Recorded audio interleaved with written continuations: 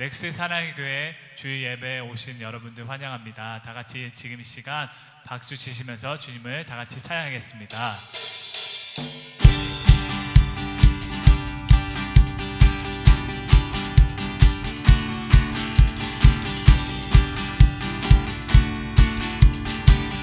푸른 마르고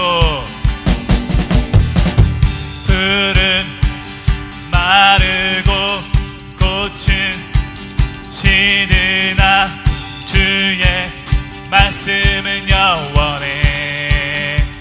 푸른 마르고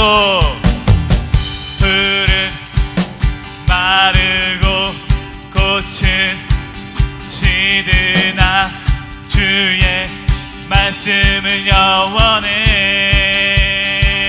주의 말씀을 믿는 자 그의 구원을 얻으리. 주의 말씀을 행하는 자 아멘. 그의 능력을 보게 되리라. 주의 말씀은 영원해. 주의 말씀은 영원해. 주의 말씀은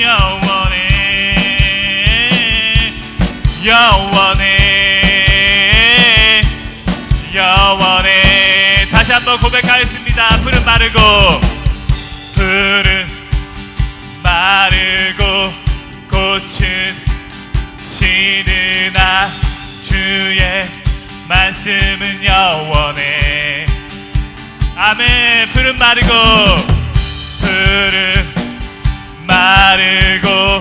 꽃은 시드나 주의 말씀은 영원해. 주의 말씀을 믿는 자 그의 구원을 얻으리. 주의 말씀을 행하는 자 그의 능력을 보게 되리라. 주의 말씀은 영원해. 아멘. 주의 말씀은 영원해. 주의 말씀은 영원해.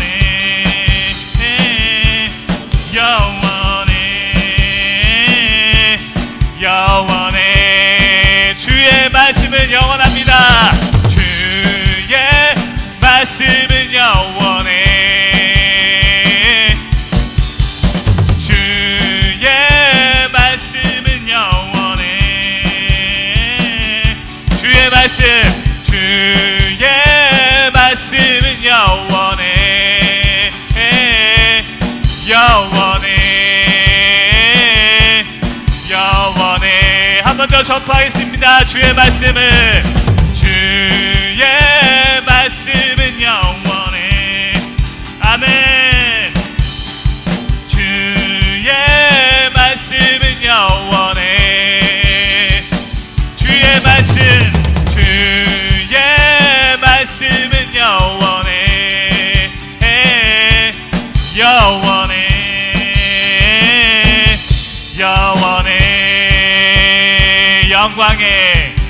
영광에 주님 찬양하세. 모든 영광 능력 찬송 예수님께. 영광에 주님 찬양하세. 주의 백성 모두 함께 찬양하세.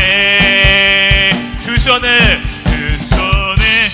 높이 들고 주 이름 찬양. 존귀와 영광 모두 주 예수님께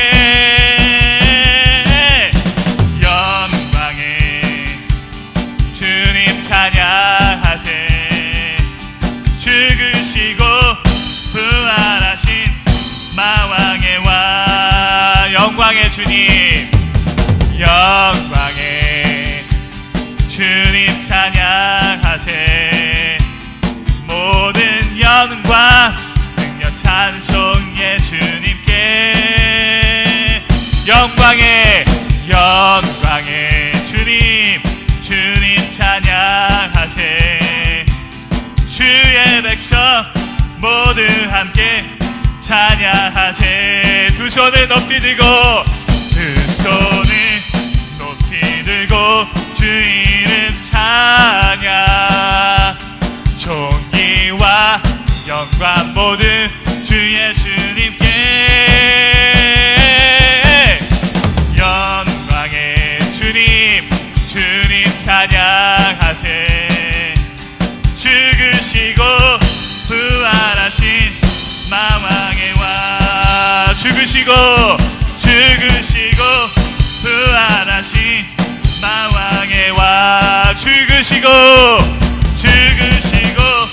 부활하신 마왕의 왕 아멘 주님께 영광의 박수 올려드리겠습니다 아멘 영광의 주님 찬양하세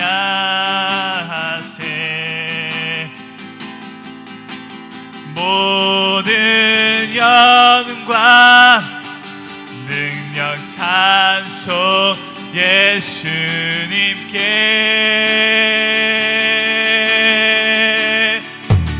영광의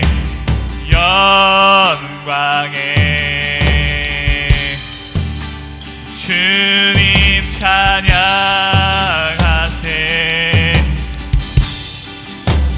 죽으시고 부활하신 마왕의 왕 영광의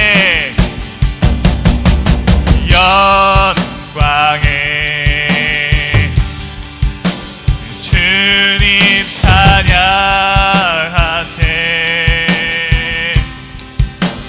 모든 영광 능력 찬송 예수님께 영광의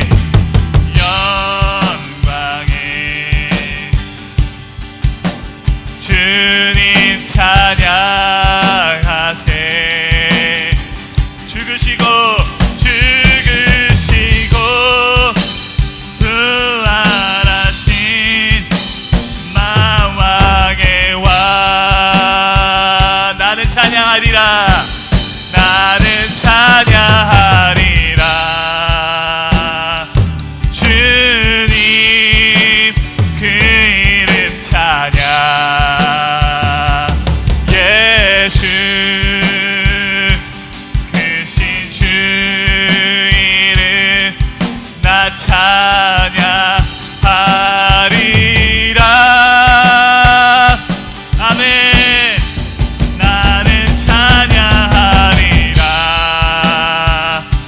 주님 그 이름 찬양 예수 크신 주 이름 나 찬양하리라 나는 영광 돌리리 나는 영광 돌리리 주님 영광의 이름 예수 크신 주 이름 나 찬양하리라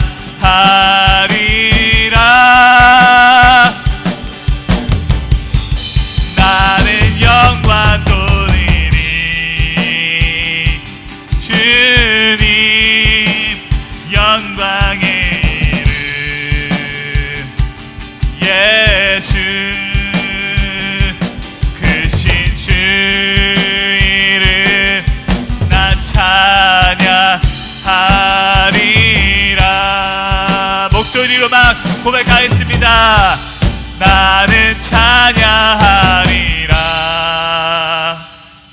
주님 그 이름 찬양.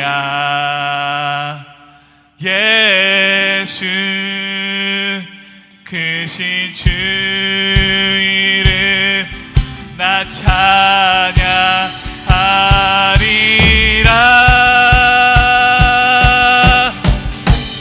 나는 찬양하리라. 주님 그 이름 찬양. 예수 크신 주 이름 나 찬양하리라. 아멘. 나는 영광 돌리리. 나는 영광 돌리리. 주님 영광의 이름. 예수 크신 주 이름 나 찬양하리라.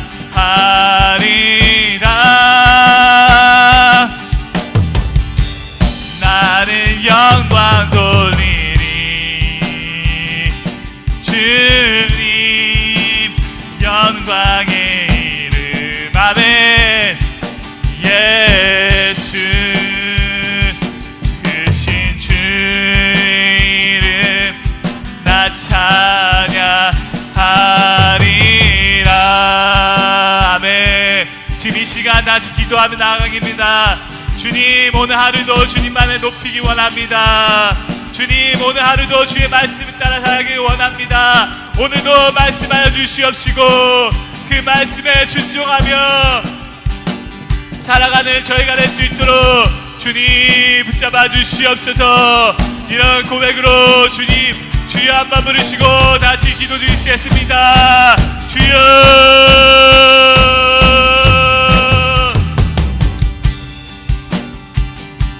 주님 그 이름 찬양. 예수 크신 주 이름 나 찬양하리라.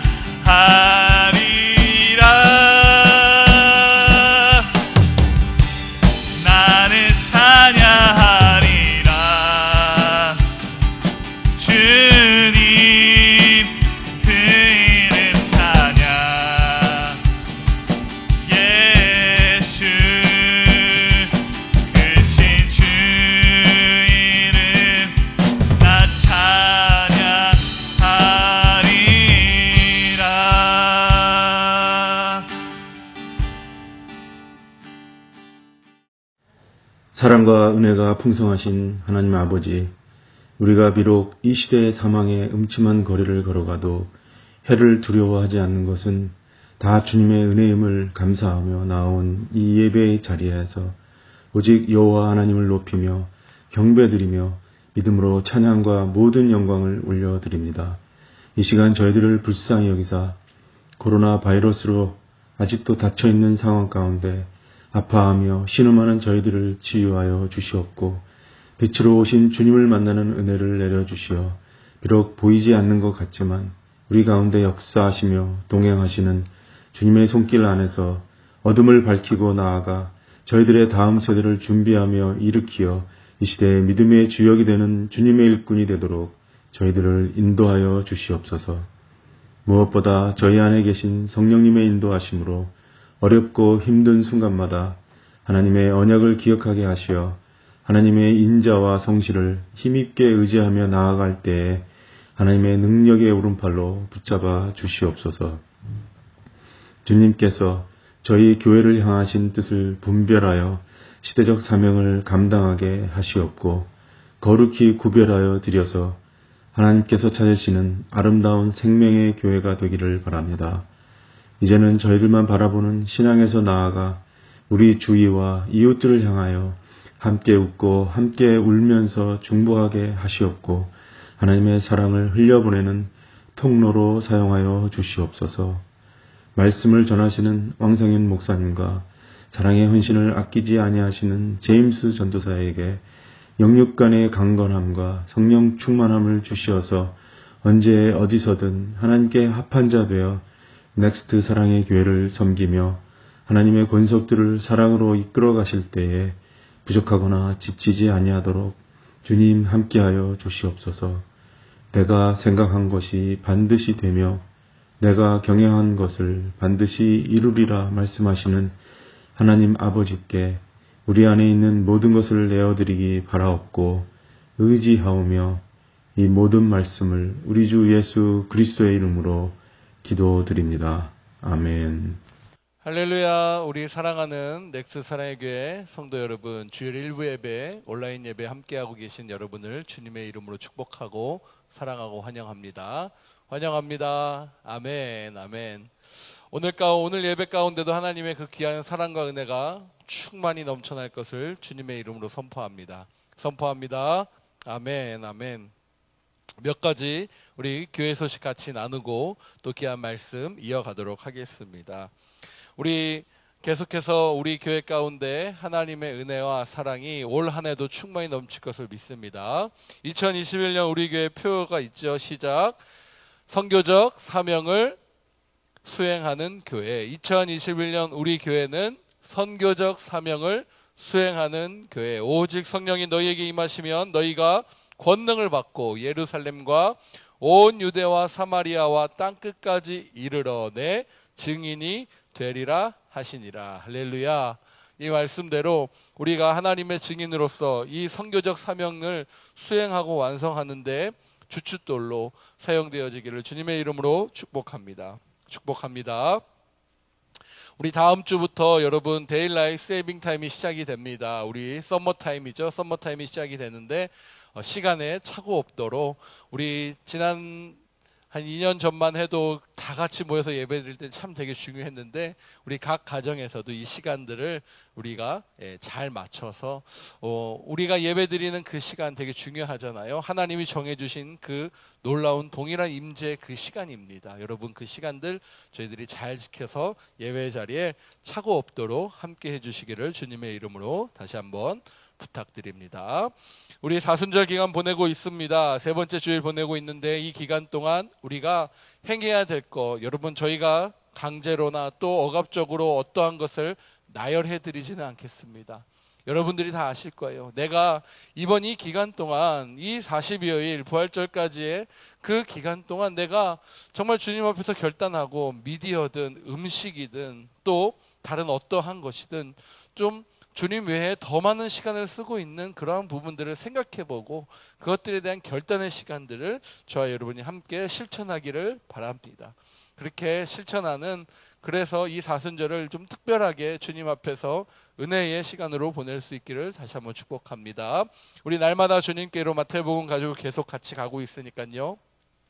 은혜의 시간들 여러분 함께 접속하셔서 주님과 접촉하는 그 놀라운 행함을 나타내는 저와 여러분 말씀이 오늘 하루를 시작하며 날마다 주님과 함께하는 그 은혜의 시간 함께할 수 있기를 축복하고요.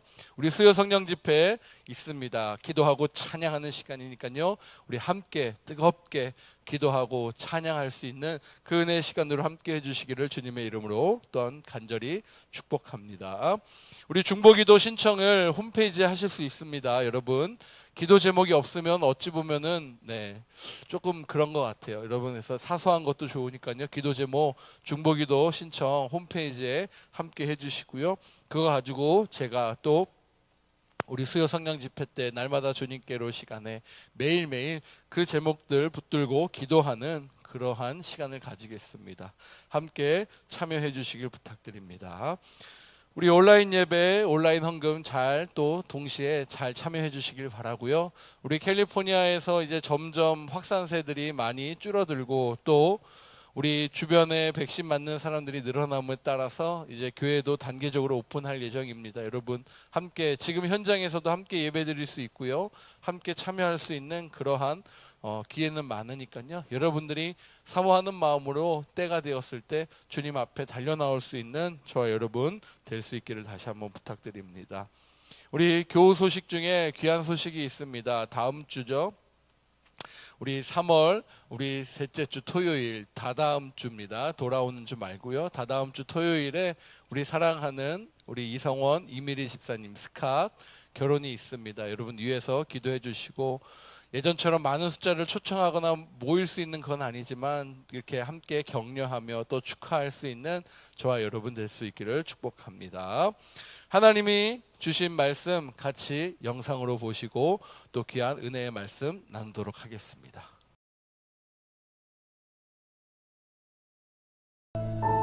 유대에 있는 사도들과 형제들이 이방인들도 하나님의 말씀을 받았다 함을 들었더니 베드로가 예루살렘에 올라갔을 때 할례자들이 비난하여 내가 무할례자의 집에 들어가 함께 먹었다.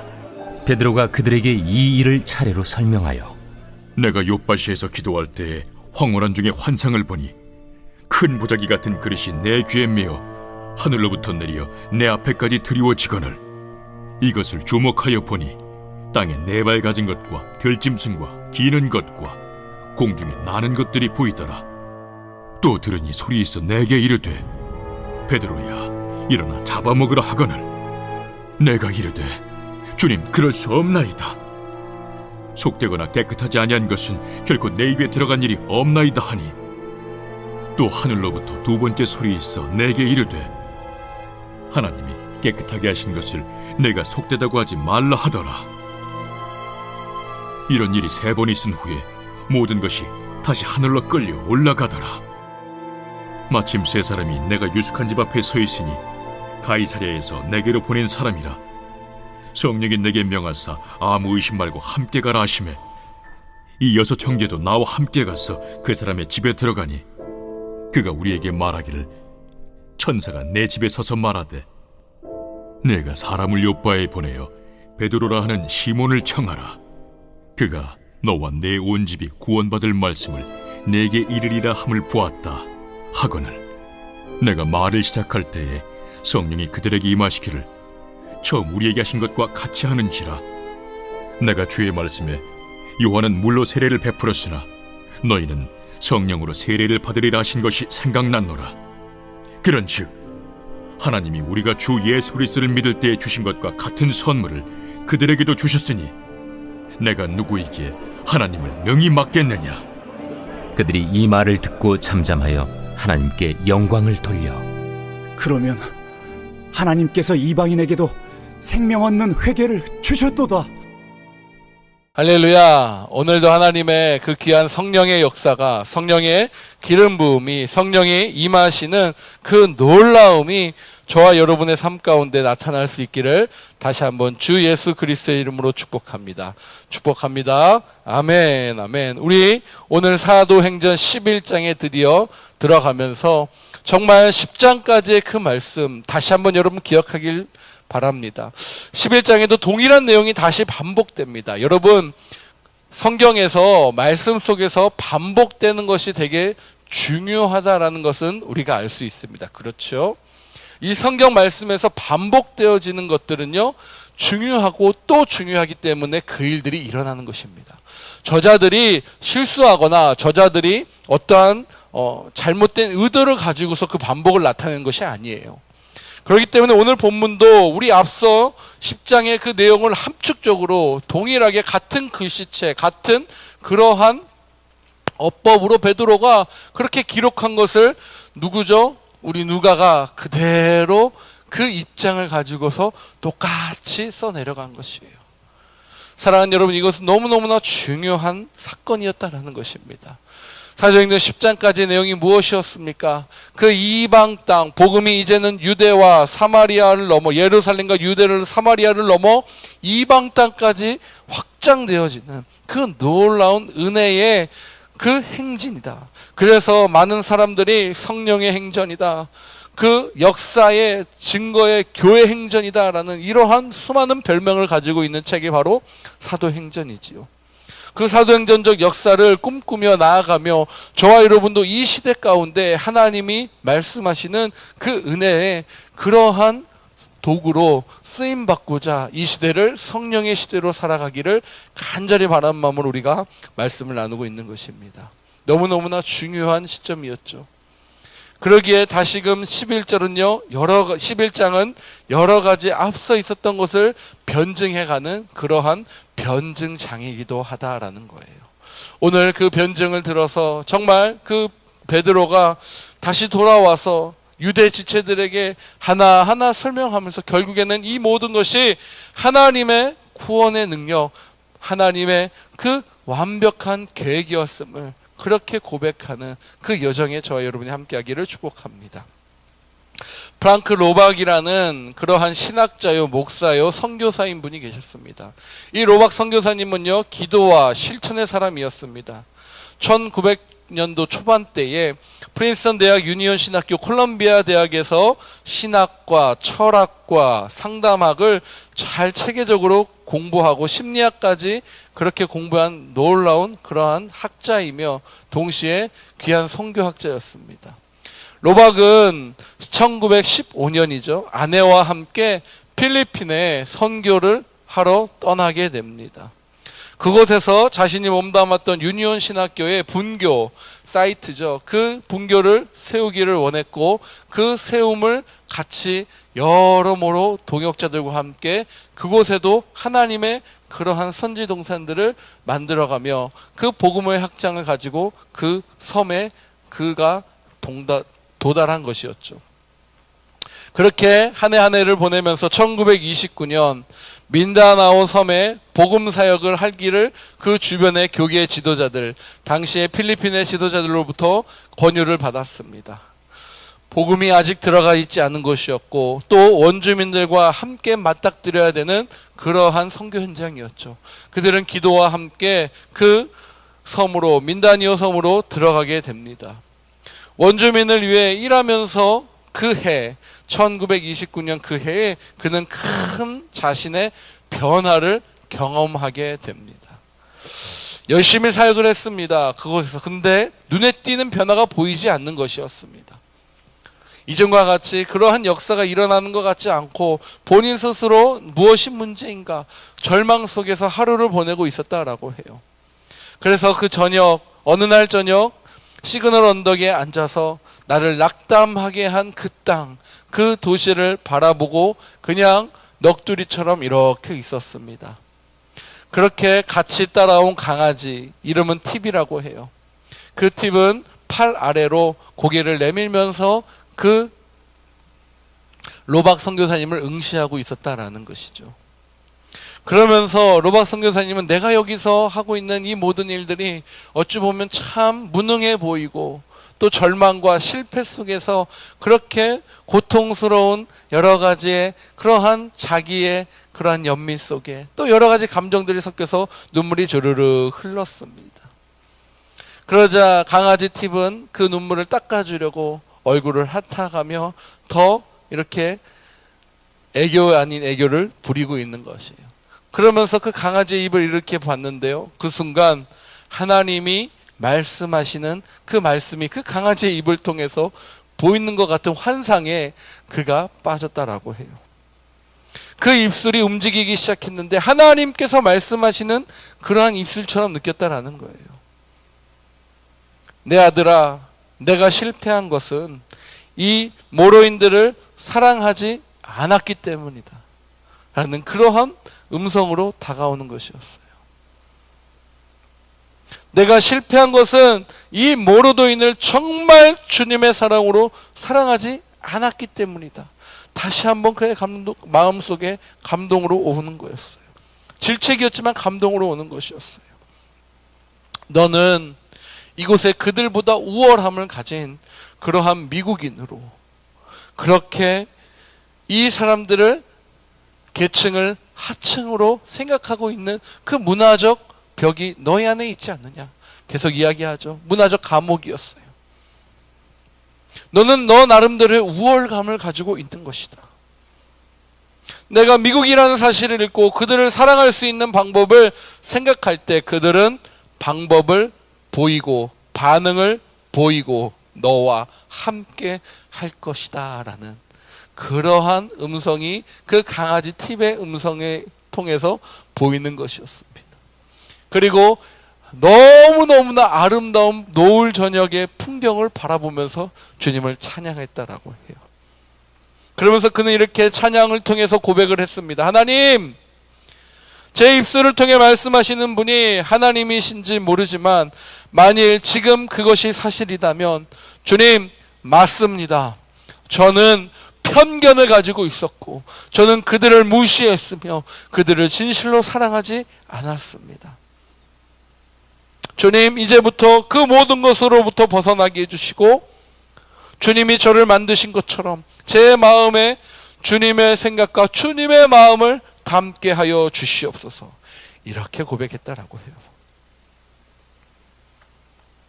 그러면서 그의 입을 통해 주님이 말씀하시는 것이 그의 입을 통해 증거되는 것이었어요.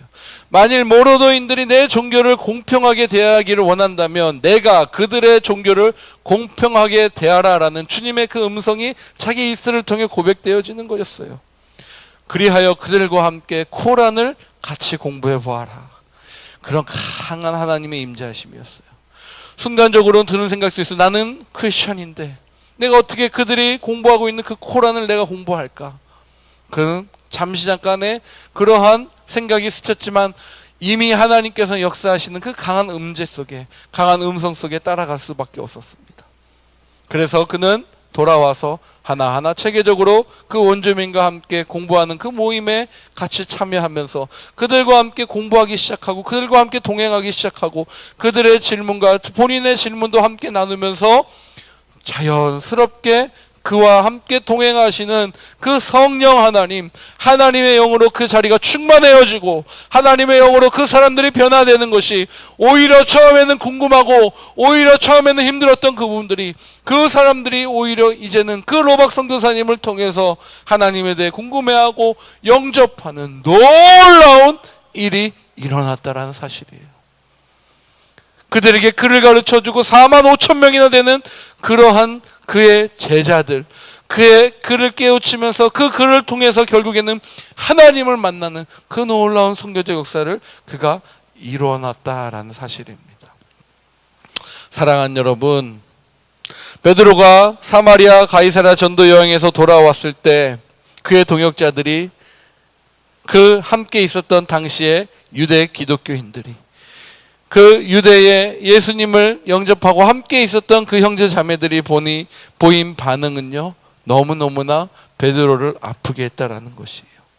1절의 말씀을 보니까요, 유대에 있는 사도들과 형제들이 이방인들도 하나님의 말씀을 받았다 함을 들었더니, 그러면서 이야기를 해요. 이 모든 것, 베드로와 요한, 사마리아 성에서 시작해 사마리아 남단 팔레스타인 서쪽, 롯다, 요빠, 가이사로 이루어진 그 사역을 마감하는 그러한 마지막 그 하이라이트였던 고넬료와 이방 사람들과 함께 했던 그 사건.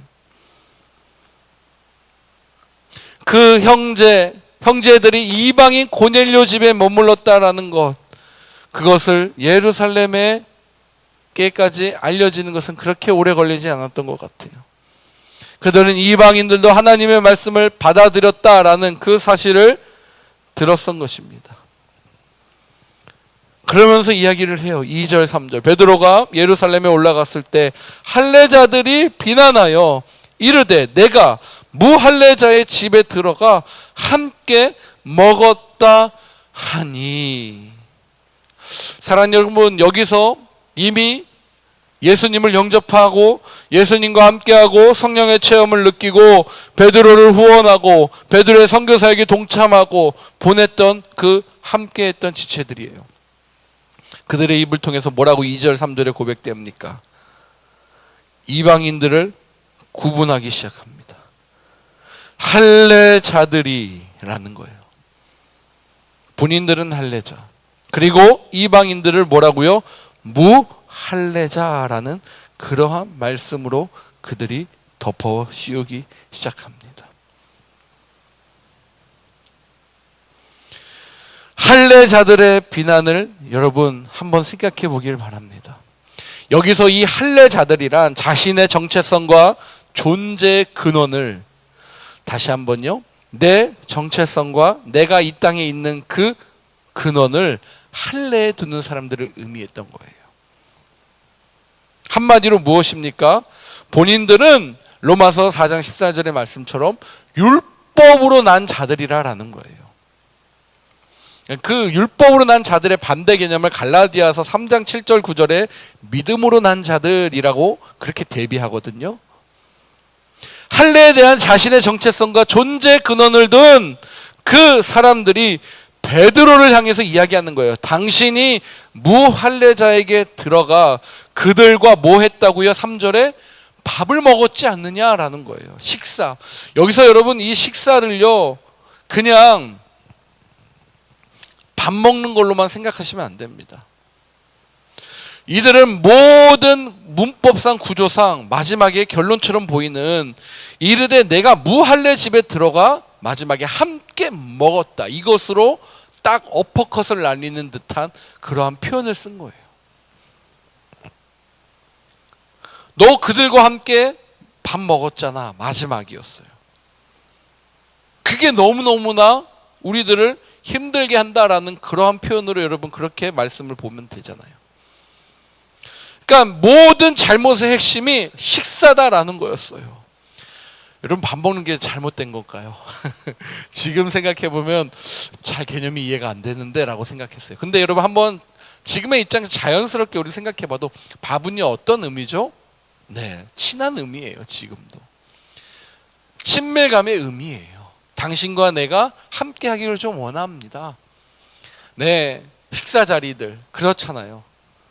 함께 하는 자리들. 내가 당신과 좀 관계를 맺기 원합니다. 우리 그렇게 비즈니스든 어떤 현장이든 밥 먹는 거에 대해서 우리 참 많이 그러한 부분들을 인식하고 있어요.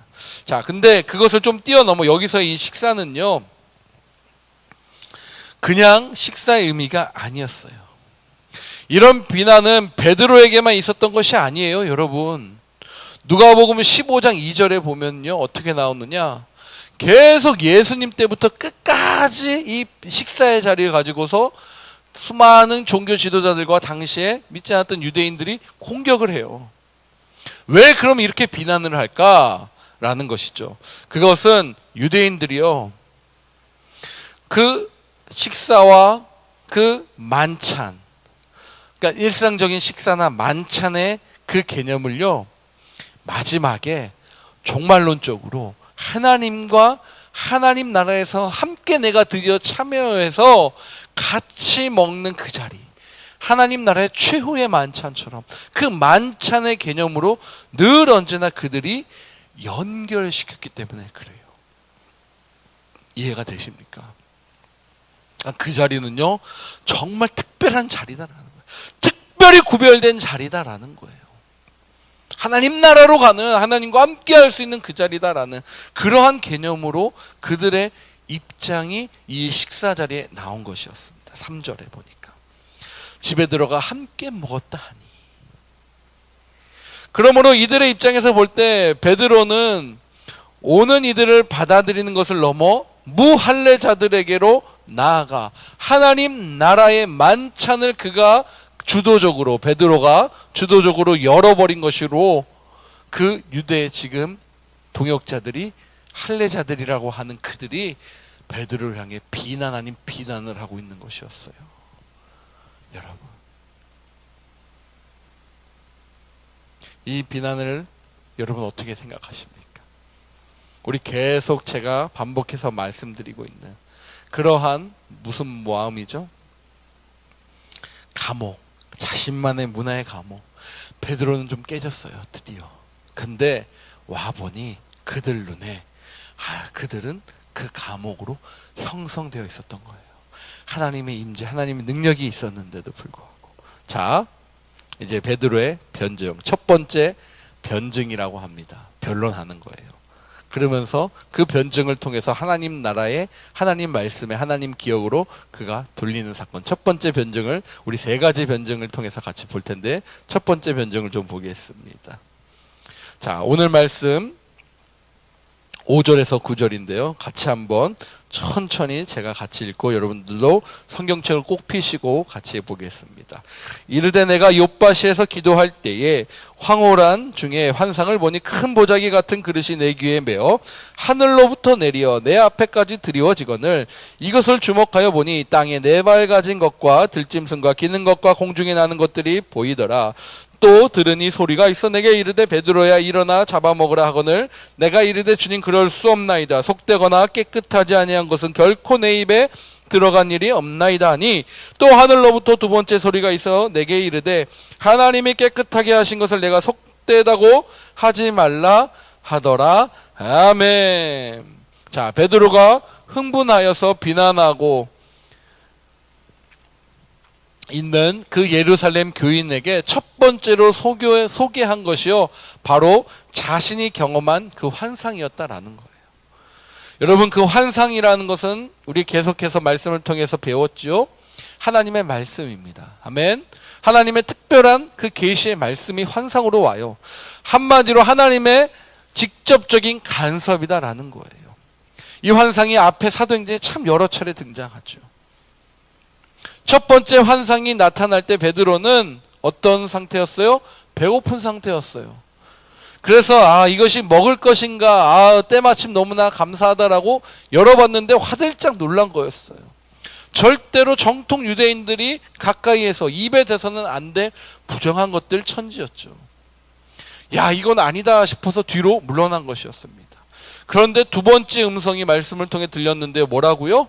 먹어라 라고 한 거였어요. 재차 말씀하시죠. 베드로야, 창조주인 나야. 너도 만들었고 이 모든 만물을 만든 나라고. 나 하나님 여호와가 깨끗하다라고 인정한 것인데 대체 너가 무슨 근거와 기초를 가지고 이 보자기에 있는 것을 더럽다, 속되다라고 이야기를 하느냐. 내가 깨끗하다고 하니 너는 먹어라 라고 하는 거였어요. 베드로는 하나하나 차근차근 자신이 본 그 환상, 말씀이죠. 그 예루살렘에 있는 교회인들에게 하나하나 설명하고 있는 것입니다. 자, 그렇다면 여러분, 이 환상은 무엇을 의미할까요? 오늘 저와 여러분에게 무엇을 설명해 주고 있는 것일까요? 지금까지는 우리가 계속해서 10장, 9장을 통해서 말씀을 보고 있으면서 복음이 국한되었어요. 어디에요? 지역에, 그리고 민족에 국한되어 있었던 것만 같은, 그 유대인에게만 속한 것 같은 그 복음이 계속 어떻게 해요? 전개되고 전파되는 과정이었어요. 그 과정 속에서 고넬료가 최후 이제 그 이방 땅까지 가야 되는데, 그 전에 고넬료 집에 가기 전에 하나님이 베드로에게 그 보자기 환상을 통해서 미리 예언하시고 말씀해 주시는 그 장면이다라는 것이죠. 이것은요, 여러분, 우리가 계속 말씀을 통해서 들었지만 그림 언어예요. 그림 언어. 그림 언어. 저희 딸이 지금 일기를 씁니다. 오빠인, 그래도 2살 위인 오빠는요, 이제 글로 일기를 써요. 물론 제가 봐도 재밌게 써요. 근데 딸은 아직 글 쓰기에는 조금 부족한 것 같아요. 그래서 본인도 뭔가를 하고 싶은 거예요. 저녁마다 저희 아이들과 함께 같이 일기를 써가는 그러한 습관들을 같이 가지고 있는데, 이 딸은 그러면은 얘기했어요. 아빠, 나 하고 싶은데 어떻게 해야 될지 모르겠어. 도와줘라고 얘기하는 거예요. 그래서 내가 불러줄 수는 없으니까 너가 오늘 한 일을 그림으로 그려봐 라고 제가 이야기를 해요. 그랬더니 저희 딸이 그림을 그리기 시작하고 거기다 간단하게 자기가 쓸 수 있는 단어 한두 개를 쓰기 시작해요. 이렇게 그림으로 보니까 오늘 이런 일이 있었구나 라고 본인도 정리가 되고 제가 봐도 정리가 되는 것처럼, 그렇게 그 그림의 언어로 주님이 베드로에게 말씀해 주시는 그러한 것이었다라는 거예요. 베드로를 중심으로 누구에게요? 당시 모든 유대인들에게 하시는 주님의 이야기다라는 거예요. 한마디로 하늘로부터 내려온 이 보자기, 이것은 유대인이 생각하지도 상상하지도 못했던 새로운 교회의 모습을 보여주는 것입니다. 이방인들을 포함하여 유대의 경계를 넘어 탄생할 이제 새로운 하나님의 그 교회의 모습을 주님께서 그림으로 이미 미리 보여주신 것이다라는 거예요. 하나님이 베드로에게 먹으라라고 말씀하시죠. 한마디로 뭐예요? 말씀을 받아라. 말씀을 받아라라는 거예요. 그 말씀대로 살아라라는 말씀이었어요.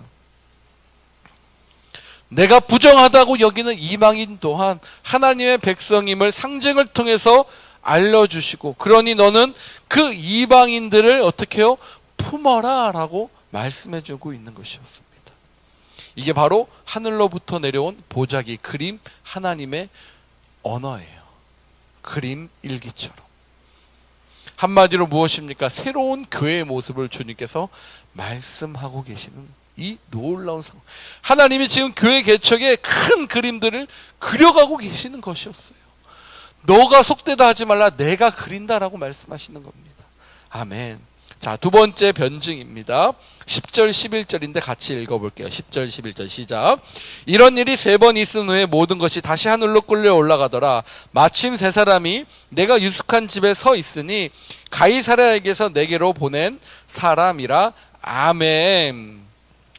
가이사랴에 있는 경건한 사람 백부장 고넬료도 기도하는 중에 이 동일한 환상을 보게 되죠. 고넬료야, 저 욥바라 하는 곳에 가면 베드로 사도가 예루살렘에 와서 시몬이라 하는 그 무두장이, 피장이죠, 피장이 집에 거하고 있을 것이다. 그 사람을 초청해서 구원의 복음, 나의 메시지, 나의 말씀을 들어라 라고 말씀하는 거예요.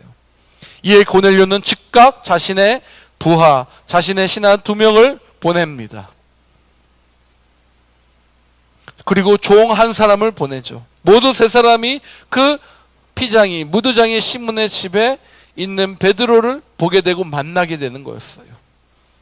베드로가 환상을, 그 그림의 언어를 다 경험하고 난 그 시점 후 바로 3사람이 베드로가 있는 그 집에 딱 도착했다는, 이보다도 완벽할 수는 없잖아요. 사람이 그려도, 사람이 만들어도 이렇게까지는 못 만들어요. 하나님이 완벽하게 하신 것이죠. 12절에 이야기합니다. 12절의 말씀. 성령이 내게 명하사 아무 의심 말고 함께 가라 하시매 이 6 형제도 나와 함께 가서 그 사람의 집에 들어가니. 아멘, 아멘. 자, 여기서 중요한 것이 있어요. 이 6 형제거든요. 이 6 형제는요, 가이사랴의 고넬료가 보낸 사람 몇 명이죠? 부하 2명, 종 3명, 종 1명, 그래서 토탈 3명. 그리고 베드로의 제자, 베드로와 함께 있었던 제자 3명, 그 3명을 가리키는 말이에요. 그러니까 베드로가 혼자 가기, 그러니까 자신의 제자 셋과 함께 같이 간 것이에요.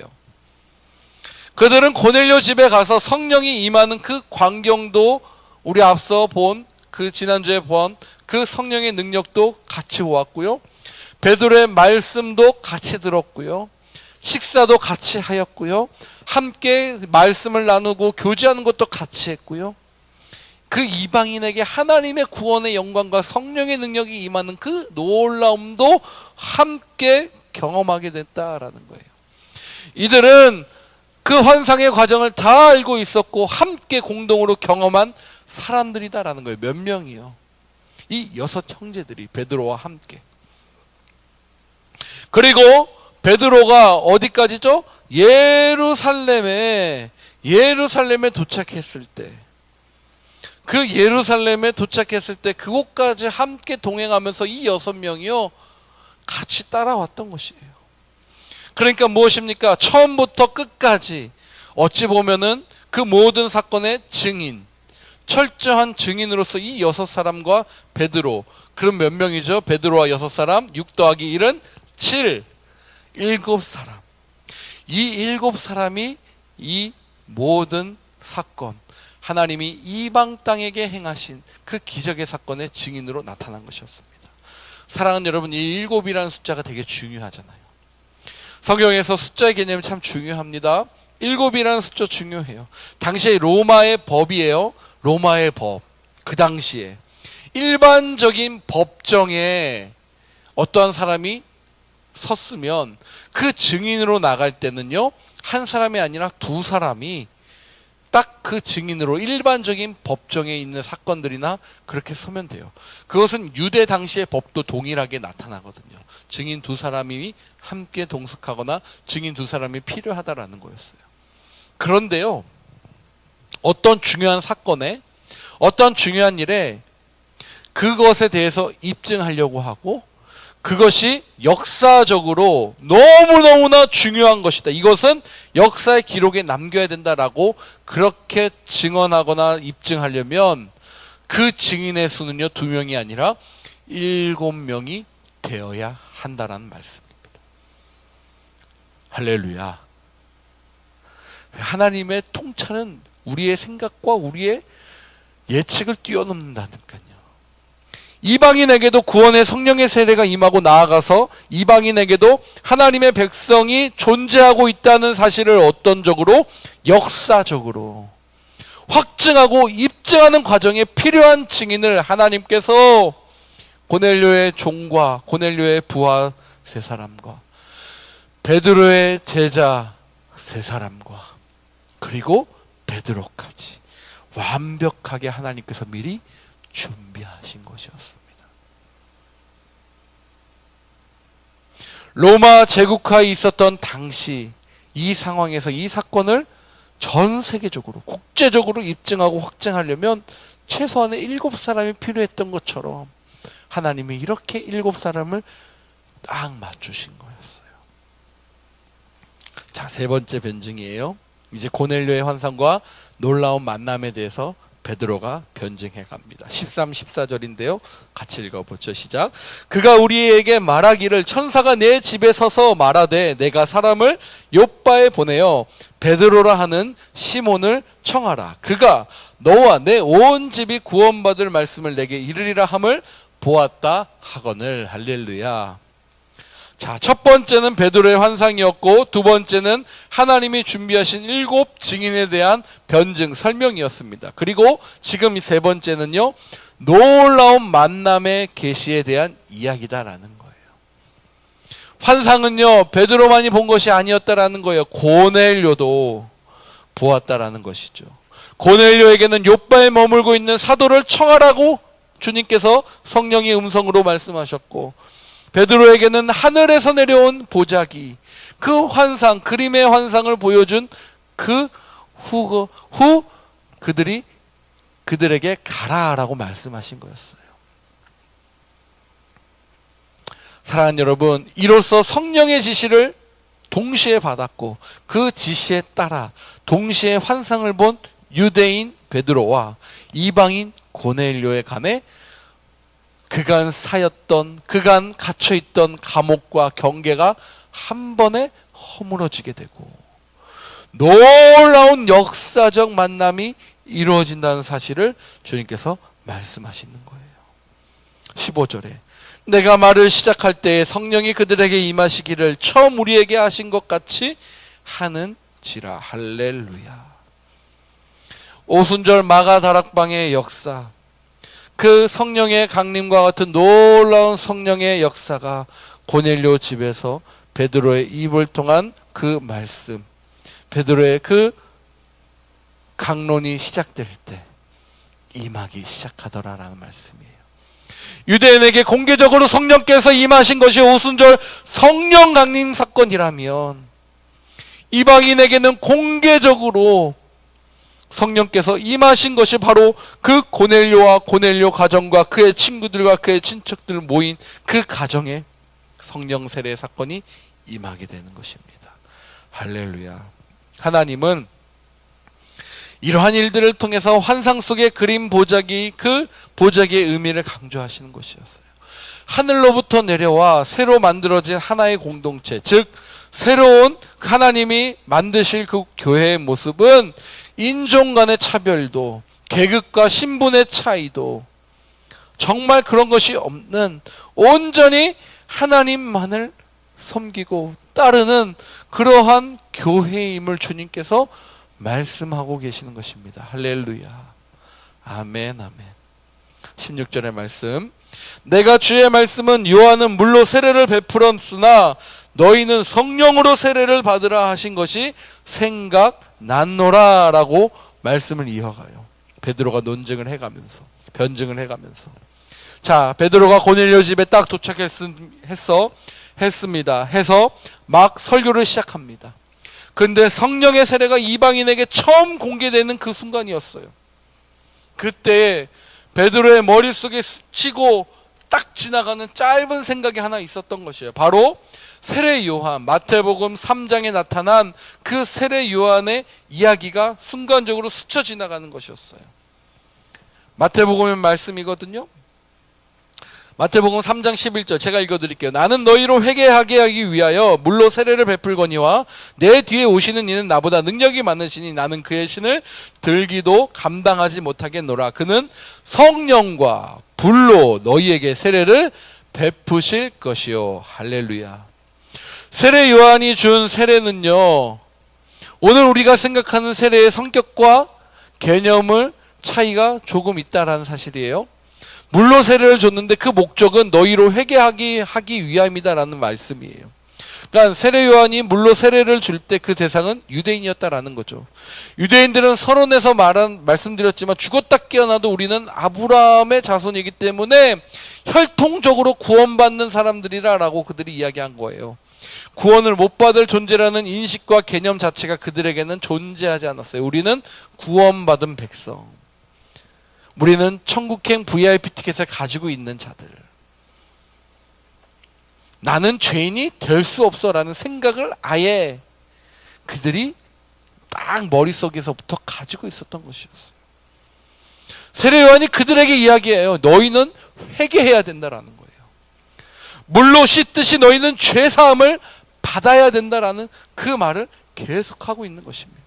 그런데 나는 이 정도밖에 안 돼. 내 뒤에 오시는 이는 나보다 더 능력이 많으시는 메시아야. 예수 그리스도에 대해서 그가 언급한 것이죠. 나는 그의 신을 들기도 감당하지 못하겠다라는 거였어요.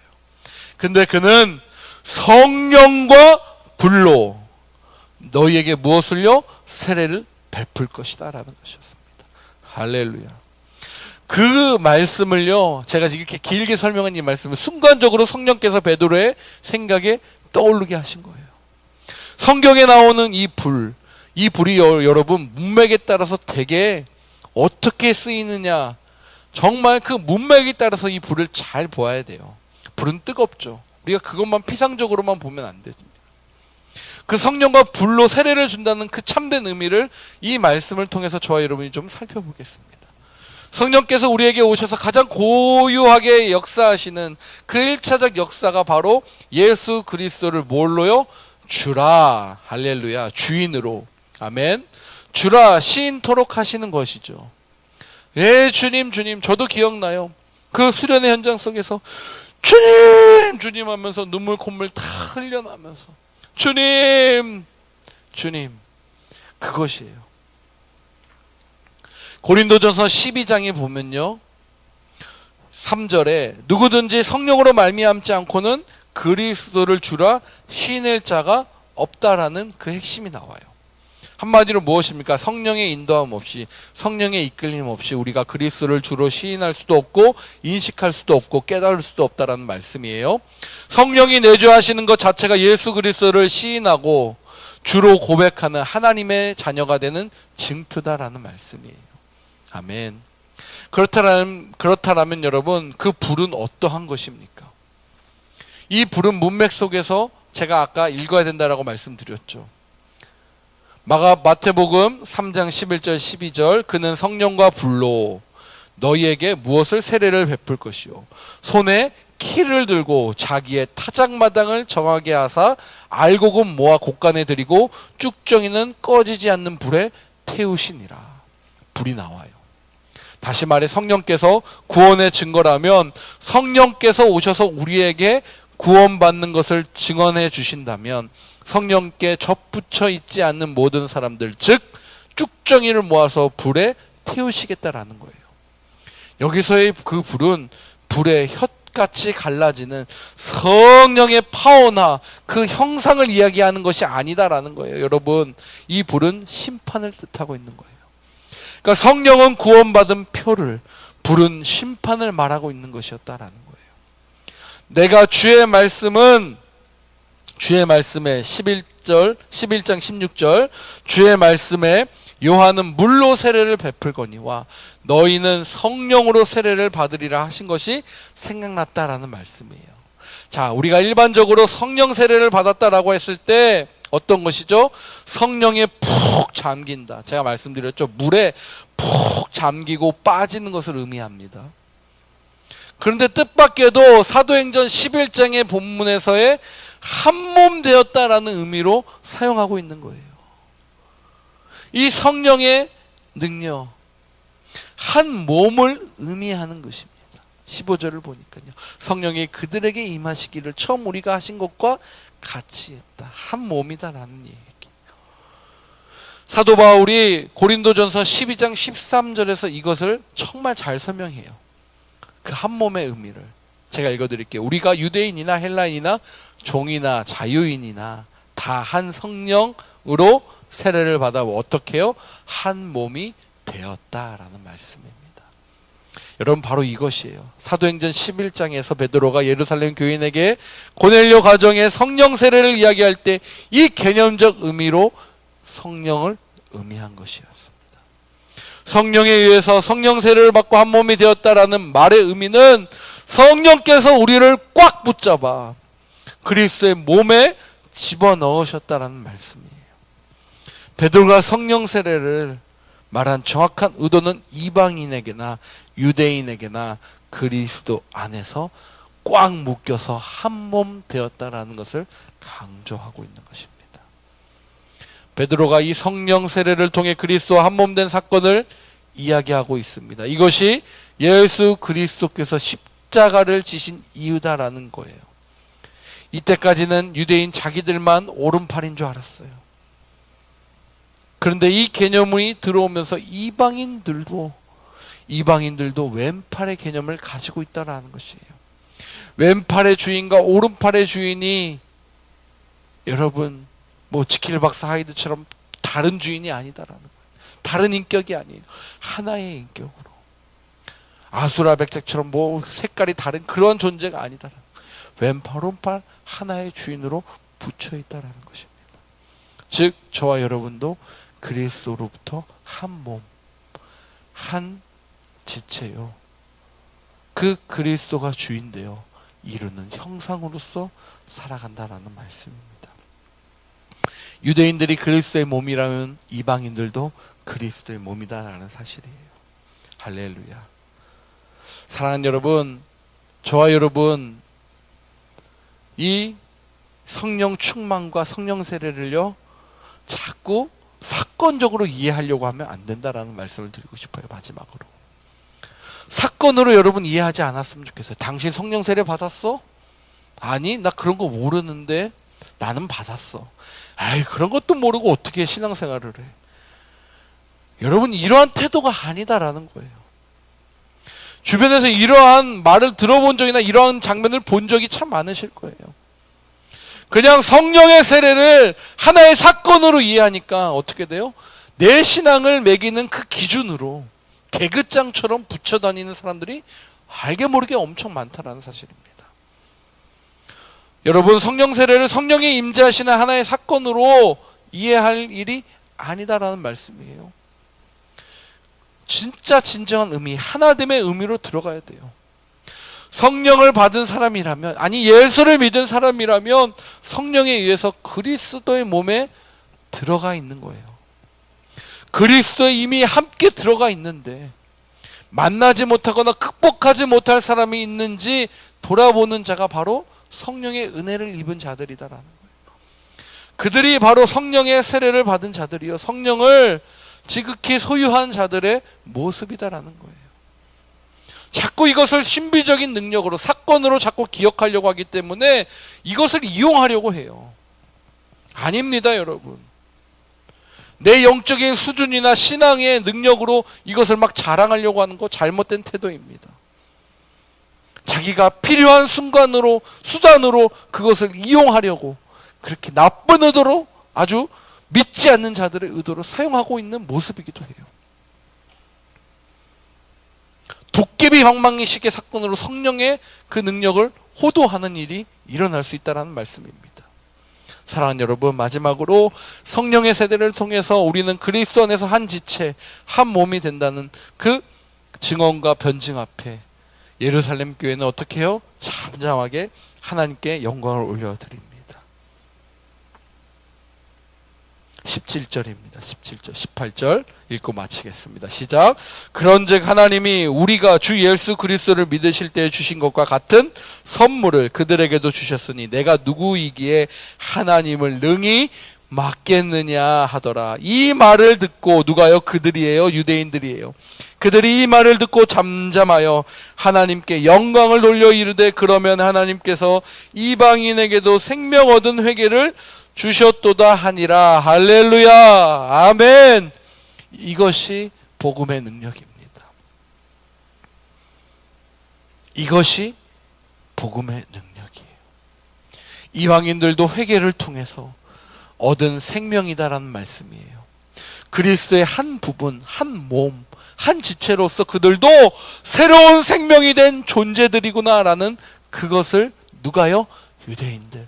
그 하나하나의 설명 변증을 들은 그 유대 그리스도인들이 고백하는 고백입니다. 이보다도 좋은 고백이 어디 있겠습니까, 여러분? 처음에는 감옥에 갇힌 것처럼 행동했어요. 그러나 하나님의 말씀을 들으니까 그 감옥으로부터 탈출한 거예요. 나오기 시작한 거예요. 깨기 시작한 것입니다. 그리고 나온 고백. 그러면 이들이 이 말을 듣고 잠잠하여 하나님께 영광을 돌려 이르되 그러면 하나님께서도 이방인에게도 생명 얻은 회개를 주셨도다 하니라. 할렐루야. 아, 이방인들에게도 이 생명이 우리에게처럼 주어졌구나. 이젠 그리스도의 몸으로 함께 연합하여 만날 수 있는 주의 자녀구나. 이것이 여러분 놀라운 복음의 능력입니다. 이 마음, 이 자세 가지고 이번 한 주도 저와 여러분이 살아가게 될 줄 믿습니다. 아, 당신 몰라. 당신은 잘 모르니까 이러한 관념이 아니에요. 야, 내가 가지고 있는 그 눈, 시각, 생각이 얼마나 잘못되었는지를 말씀을 통해서 깨닫는 역사가 일어나기를 주님의 이름으로 축복합니다. 기도할 때요, 이 시간 기도하기 원하는데 그리스도의 본질인 생명, 그 생명을 하나님 내 안에 불어넣어 주셨고 그 불어넣어 주신 그 생명의 힘으로 인하여 내가 하나님의 꿈이 되고 하나님의 인격을 닮는 그 과정으로 나를 사용하여 주시옵소서. 그래서 누구도 이 복음의 메시지를 들은 자에게 그러한 생명의 지체로서 함께 하나됨을 가질 수 있는 그러한 우리가 되기를 원합니다. 내가 되길 원합니다. 우리 이런 마음으로 함께 같이 기도하며 나가도록 하겠습니다. 기도합니다. 할렐루야. 하나님 감사합니다. 그 능력 가운데 임하여 주셔서 오늘 이 하루도 또 이 거룩한 아버지 주일도 주님의 말씀을 들어 내가 주님 앞에 깨닫는 그러한 귀한 시간으로 그 감옥으로부터 탈출되는 그 아버지 은혜의 시간으로 임하여 주시니 감사합니다. 하나님, 그렇습니다. 이 베드로가 경험한 이 놀라운 체험적 역사, 하나님께서 말씀하시는 그 살아있는 그 현장 속에 하나님 역사적 증거로서도 만들어 가신 하나님의 일들을 내가 방해하지 않도록 주님 다시 오실 때까지 나는 일어나 달려가리라. 주의 영광 온 땅 덮으래. 나는 일어나 노래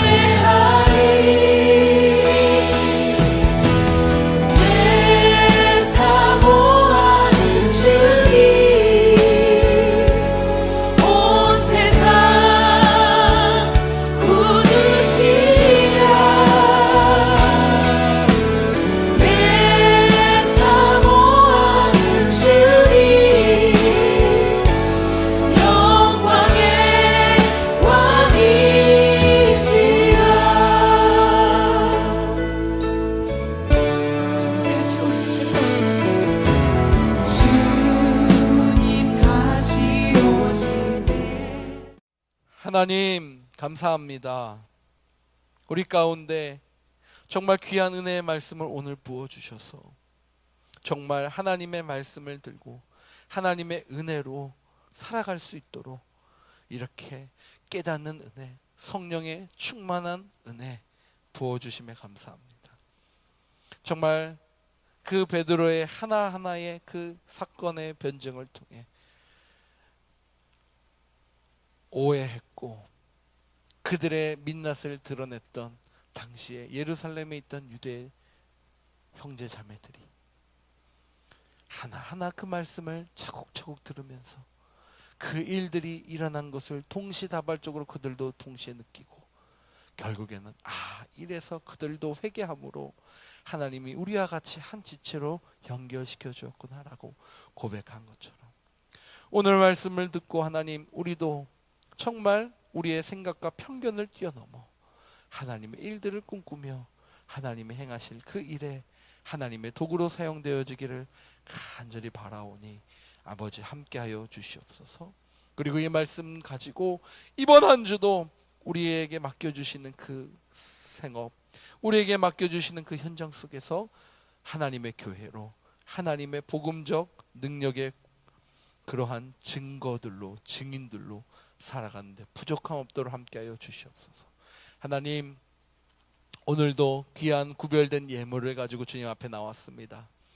이 손을 들어 하나님 사용하여 주시고 이것이 정말 주님의 그 구원에 합당한 열매로 이루어질 수 있도록 하나님 복의 복을 더하여 주사 하나님 메마르지 않는 샘으로 하나님 우리의 손을 하나님 축복하여 주시고 부끄럽지 않게 하늘의 능력의 열매로 하나님 채워 주시옵소서.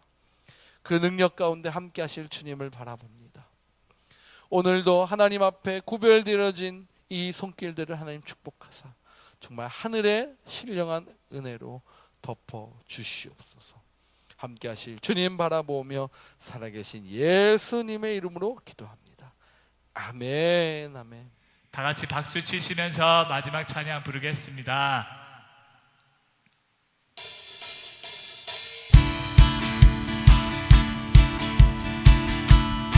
지금 우리가 주님 안에 하나가 되어 바로 주님이 원하시는 뜻대로 주님의 크신 영광 높이는 노래가 되어 온 세상을 아름답게 하리라. 우리 모두가 주를 노래하는 아름다운 소리로 하나가 되어 아멘. 바로 이곳이 더욱 아름답게 하리라. 아름답게 하리라. 마지막으로 아름답게 하리라. 아멘. 주님께 영광 박수 올려드립시다. 아멘.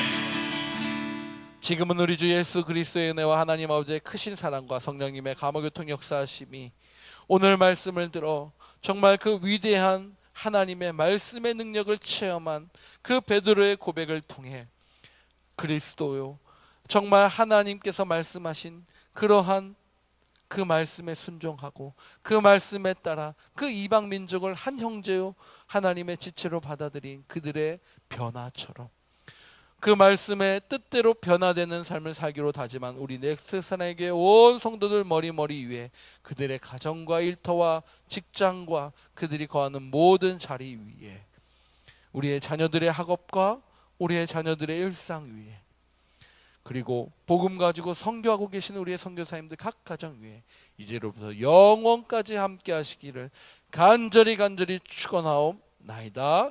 아멘.